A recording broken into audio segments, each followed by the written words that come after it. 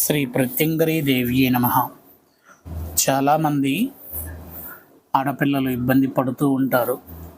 వారు రజస్థలం అయిన తర్వాత, పెద్ద మనిషి అయిన తర్వాత నెలసరి సమయంలో చాలా ఇబ్బందికి గురి అవుతూ నెలసరి సరిగా రాక, కొంతమందికి నెలసరి అనేటటువంటిది కంటిన్యూ అవుతూ, కొంతమందికి కాకుండా ఉంటూ వారి యొక్క సమస్య చాలా ఇబ్బందికరంగా మారుతూ ఉంటుంది.